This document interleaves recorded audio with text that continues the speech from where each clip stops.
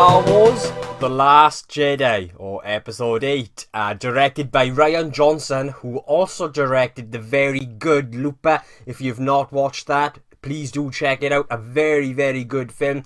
So it's Rian Johnson's turn to deliver the next chapter within the Star Wars universe, the Star Wars saga, or the Skywalker saga.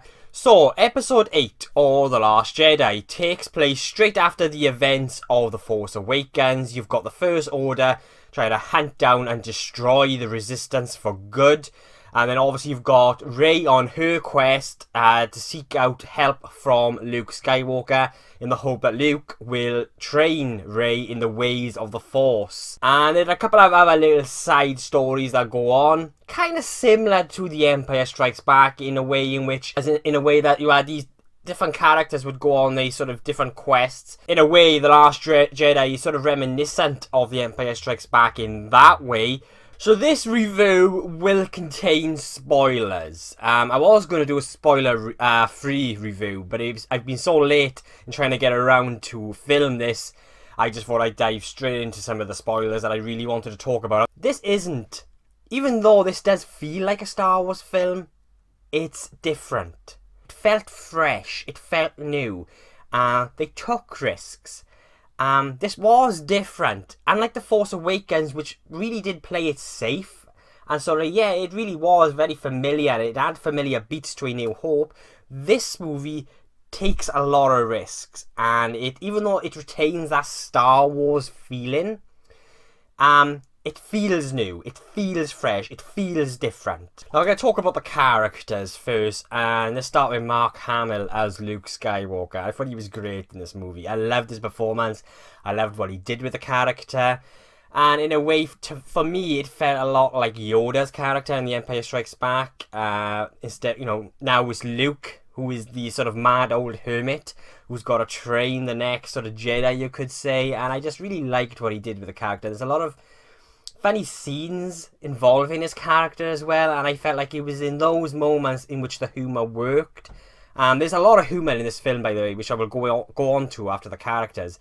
The humour worked in places, the humour didn't work in other places, but when it comes to the character Luke and certain scenes, I thought it did work and I liked it. This is one scene with Rey, and it's one of the first lessons, and she's got her hand out trying to feel for the Force, and he's there with a fern saying, "Can you feel the Force? Oh, it's strong with you," and all of that, and it really made me chuckle. It was quite funny, and it didn't feel out of place like a lot of the humour did in this movie. But again, I will go into the humour in a bit, and it was great just to see Luke Skywalker again on the big screen. I grew up watching these movies, loving these movies, and just to see him again on the screen holding a lightsaber. Yeah, he holds a lightsaber. It almost brought a tear to my eye. It was very nostalgic. One of the standouts for me, though, was Carrie Fisher as Princess Leia, or General Organa. She was beautiful in this movie. Her performance, the way what she did with the character. This was probably, and a lot of people have said this was probably her best performance as this character out of all the Star Wars movies.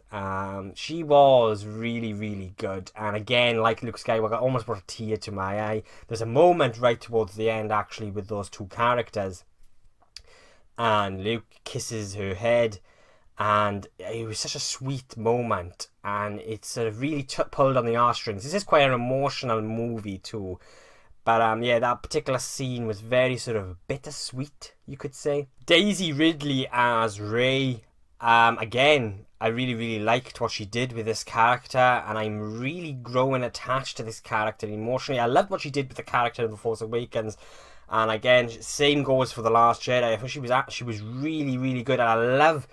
She shows a lot of emotion through her face, through her expressions, and I really, really like what they're doing with this character and what she's doing with the character as well. And through her performance, she does show a lot of vulnerability, and the fact that she is lost in this world and she's trying to find her place, and she's scared and she's worried about what it is that she got inside her, and she shows all of this through her performance, and she does a really good job of bringing this character to life.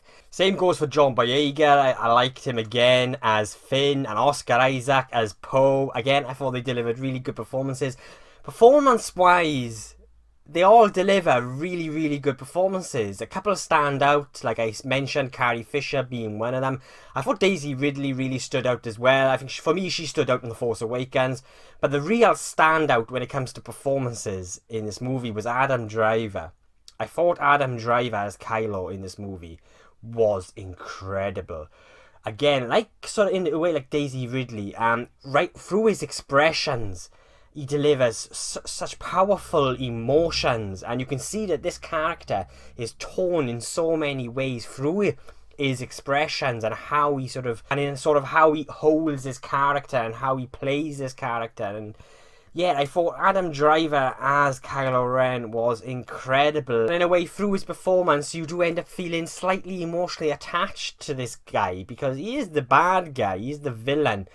But you end up feeling emotionally attached to him because of this character is so flawed, and that the fact you can actually see that glimmer of light in him. And he does a good job at really sort of conveying this, broken character that is being torn. You've got the light side grabbing at him, you've got the dark side grabbing at him. And it's like, yeah, he does a really good job at conveying all of that. So yeah, everyone in this cast really do give life to these characters. All these characters feel real, like they really are living and breathing in this universe, and they do such a great job at bringing life to these characters, and they feel real.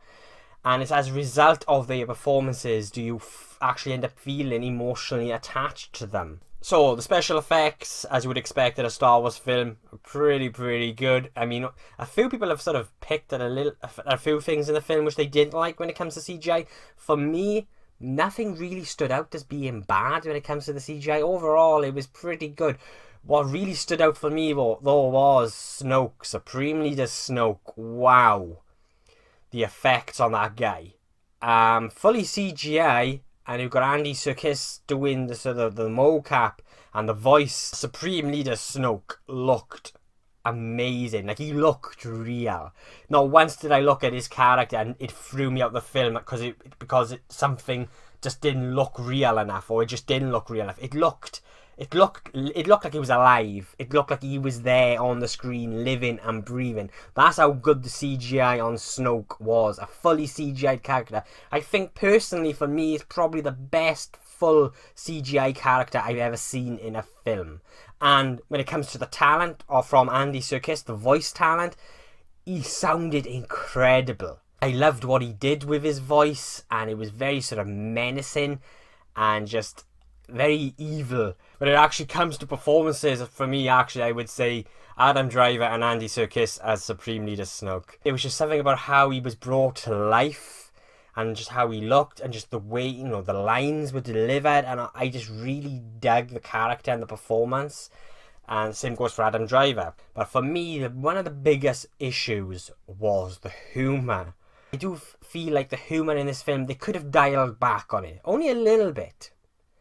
Because there were moments in this movie which should have had tension, or, were actually creating tension until you have the humour. And as soon as the humour sort of struck, destroyed the tension that they'd built up, or a scene should have had. So I think in places the humour was misplaced in some places in this film. I mean, there were moments where I don't think you needed it. And when you did have it, it was like, oh, really? I don't think that really worked there. But there were moments in this film where the humour did work. Like I mentioned with Luke Skywalker and Rey with the fern. I mean, for me, that felt natural. It didn't feel forced. It worked. But there were a lot of places in this film where the humour really just did not work. In places, it did work. In others, it didn't. Overall, I think they should have just dialed back a little bit on it. Like, yeah, have humour. I'm not saying, have no humour whatsoever. This has got to be all dark and serious and all of that. I'm not saying that, because I think humour does sort of add a sense of humanity to a film. Because at the end of the day, we all find things amusing in life. We all laugh at stuff and all of that. So I do think these movies need to have some humour, or to some degree. But when it comes to The Last Jedi, I just felt like it was very misplaced at moments, or in moments. And yeah, they could have just dialed back a little bit. Because for me, it really did sort of, in moments, destroy the tension. And, or take the tension away from a scene. So obviously I've seen a few reviews before actually filming this. And a lot of people's complaints seem to be Finn's sort of side story, his little quest that he goes on with a new character, Rose. A lot of people don't really like what they did with the character or the quest that he was sent on. For me personally, it didn't really bother me. I actually sort of understood why they went, or why they sent Finn on this quest, because at the end of the day, Finn is still trying to find his place in this world. I mean, he left the First Order in The Force Awakens, and he has his habit of running away from a problem, and it happens again in The Last Jedi, until he ends up finding a solution to a problem, and he ends up getting involved again. And a lot of people complained how Finn's character and new character Rose played very, very good by Kelly Marie Trank. Again, performance-wise, she was really good as well. I really liked what she did with this new character, Rose. I actually really liked Rose.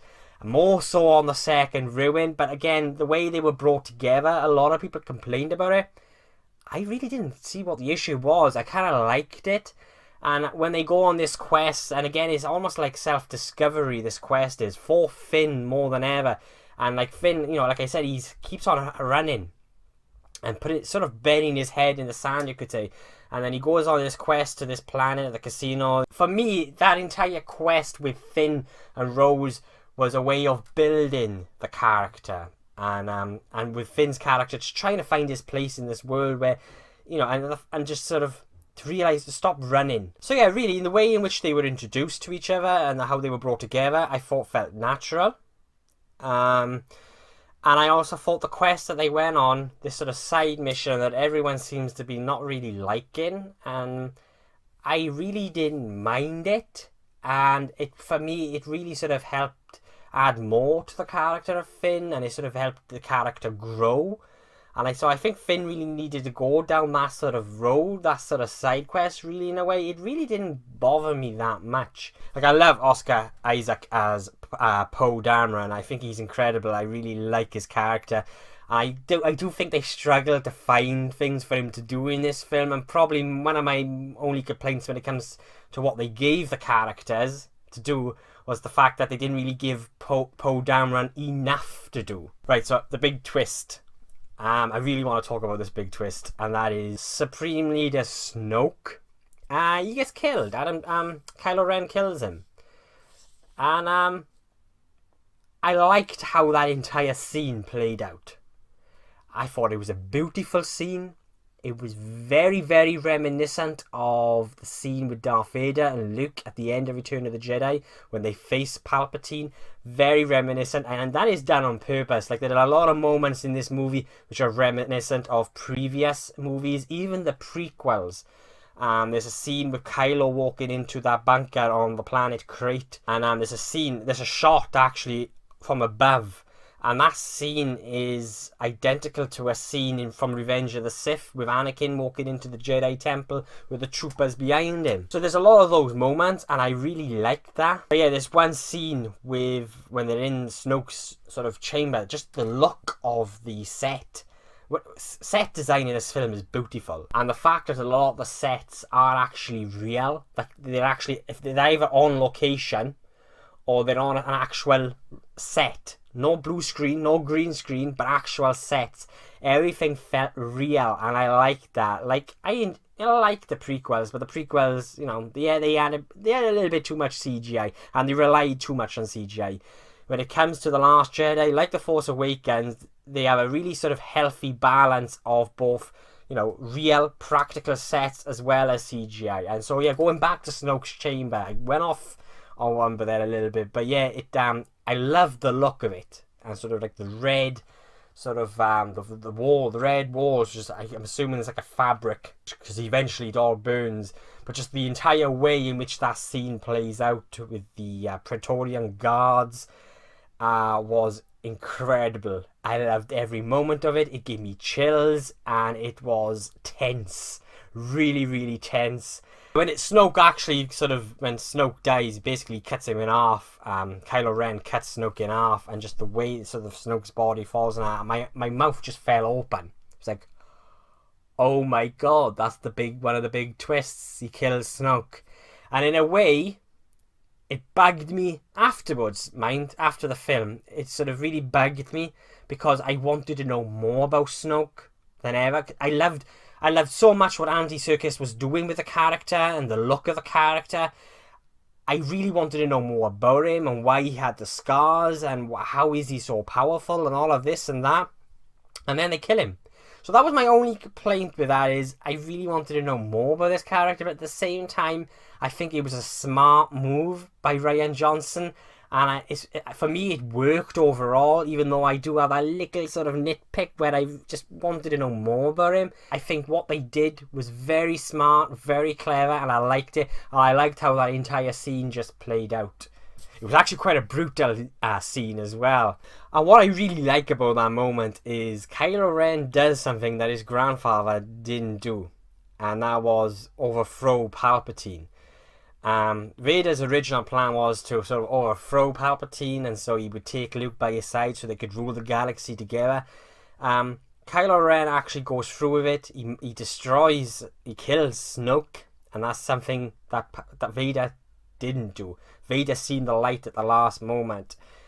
Even though you can see the light in Kylo Ren, he just ends up going further down that dark path, tumbling down into darkness.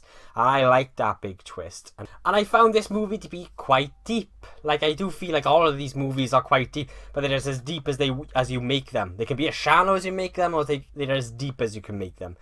And I found this to be very, very smart and very, very deep and very bold. And I really like that sort of message where no one's really got to be special to have the Force. You haven't got to be someone to be special or to be gifted. You could be anyone. And when you got that little kid at the end, basically he's the next Anakin. He's the next Luke. And sort of, I kind of like that message where your parents haven't got to be someone special. You haven't got to be from this special background. Like you discover in this movie that Rey's parents were nobodies. But because her parents were nobodies doesn't mean that she hasn't got to be gifted. She hasn't got to be special. And so I really liked that message. And this is quite a deep movie, I felt. And no matter who you are, you can be whoever you want to be. And I like that. I really did like that. It's 2.5 hours. It doesn't really feel like 2.5 hours. You've got that amazing battle at the end on Crate with the new AT-ATs, the new AT-ATs, and I thought that was absolutely incredible. Very, very tense. The action in this movie is amazing. It was very tense, very exciting, and very dramatic. I just liked it. There were moments when they injected humour into these scenes, which I felt destroyed the tension a little bit. But overall, when it comes to the action, it was great, especially that battle on Crate, which I predicted would have been at the beginning of the movie. It wasn't. It's at the end. I kind of like that. So yeah, but I loved it. And this is a beautiful looking movie as well.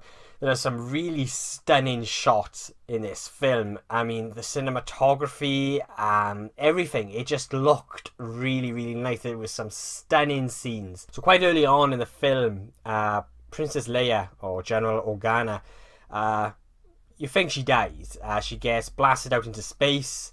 Not by her son-in-law, like you're made to believe in the trailers. I think the trailers were very good at misleading us. I'm glad they did mislead us, actually. But anyway, yeah, so she's out in space, and she has this sort of very sort of mystical moment where the Force comes to her and sort of guides her back into the ship to safety. It was a beautiful moment, a really beautiful moment. Very Disney, I felt, very Disney fairy tale-like, the way it just played out. But I loved it. It was really, really nice. And they do things in this movie when it comes to the Force that you haven't seen before in a Star Wars film. So again, that goes back to this film feeling fresh. It feels like a Star Wars movie, but at the same time, they try a lot of new things and take a lot of risks. And a lot of those new things that they try is with the Force. Like, this movie really sort of explores, the Force. more than any other Star Wars movie I felt, and they do things with the Force that you haven't seen before, like these connections. So some Kylo Ren can be talking to Rey from one side of the galaxy to the other, you know, and I like that. I like that they really opened up on this sort of mystical power, and yeah, I liked it. And by doing so, and by sort of adding this sort of side to the Force that we haven't seen before, helps deliver that really big twist at the end of the movie, and that is Luke Skywalker. When you think he comes, well, he comes to save the day, but he's not actually there. He's projecting himself from one side of the galaxy to the other so he can buy the Resistance, and his sister some time to get off the planet. And the way that scene plays out, incredibly tense, and when that twist comes, it's like, so yeah. But there was the way that twist sort of just played out, very clever, very smart. It didn't go down your sort of very generic, typical route of Luke coming to save the day and getting his lightsaber out and sort of really just sort of going for it with the 88. Like, even though I would have loved to have seen that, with Luke Skywalker sort of just hacking the AT-ATs apart and having this big massive duel with Kylo Ren, which is where I thought it was going to go. It ended up going down a much better path, a much smarter path, I thought. And that twist was very clever. Overall, this was a very clever and smart movie. And obviously, by Luke projecting himself across the galaxy using the Force, takes it out of him. And this is the movie in which he dies.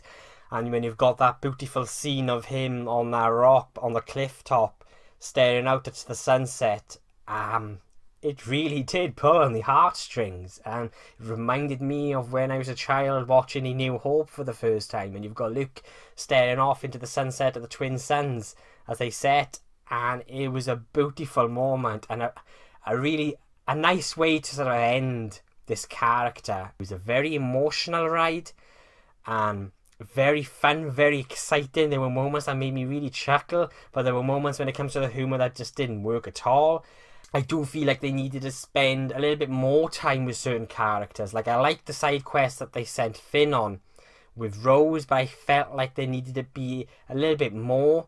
I do feel like during the middle half of this movie, the pacing was a little bit out and a little bit sort of all over the place and a little bit choppy. More so towards the middle act. Yeah, I really feel like we needed to give Poe more to do, and we just needed to see a bit more of Finn and Rose on their adventure. The only real issue that I had with Finn and Rose's side quest was it felt a little bit rushed, you could say, because they really needed to get from point A to point B, and it felt like that.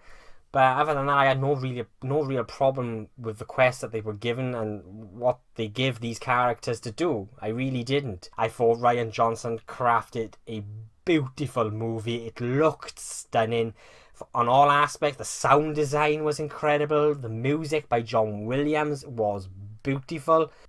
He actually uses moments in his score for The Last Jedi from the other previous movies, like the prequels. There's elements of the soundtracks from the prequel movies that also return here in The Last Jedi, bits and pieces from the prequels and original trilogy, and infused them with his new score for The Last Jedi, and that he used for The Force Awakens, and it's melded very, very nicely together. It's very, very beautiful, and it's great to hear those past musical sort of numbers, very subtle, like I said, but those brief moments, it was very nice to hear them, very nostalgic, and in a way sort of really did a nice job of connecting all these movies together through music. The CGI was incredible, the performances were incredible, especially Adam Driver. He really stood out to me. This was a very deep, I thought, bold and smart and emotional movie, and I really enjoyed it. Oh, and I almost forgot to mention, Yoda is in this as well. He returns as a spirit ghost, of course. Though they use a puppet. Now, I love the old ways of filmmaking, right? And the more they rely on practical effects, the better. But when it comes to the puppet, especially the puppet in this movie, I felt did not look as good as the puppet they used in The Empire Strikes Back or The Phantom Menace even. I just didn't like the look of the puppet in this movie. Now, this is going to be a very, very, very minor gripe with me, but I kind of wished that they'd gone with a CGI Yoda, and I don't know what it was. And look, I am one for, if they can use practical effects and make them feel real, go for it. I prefer that they use practical effects. I hate that a lot of people just rely too much on CGI to tell a story because you don't need to. But when it comes to Yoda in this movie, I kind of wish they'd either done a better job with the puppet or just gone with the CGI. But what about you guys? What did you want? Did you like the Yoda puppet, or did you prefer the CGI version of Yoda? Let me know below. So yeah, I cannot wait to go and see it for a third time and a fourth time and a fifth time. I will be seeing it in IMAX hopefully very soon. It's a beautifully crafted movie by Rian Johnson with characters that feel like they live in and breathe in a real world as a result of the actual, real practical sets that these characters are on. And it's through their performances do they deliver the emotional impact that this film needs. I absolutely loved The Last Jedi. It's not a perfect film. And if you were to ask me, before I give you guys my verdict, if you were to ask me, is it as good or better than The Empire Strikes Back? 1, it's not better than The Empire Strikes Back. 2, it's almost as good as The Empire Strikes Back, but not quite. For me, The Empire Strikes Back still holds the title of the best Star Wars film so far, to date. So I will be giving Star Wars The Last Jedi an A.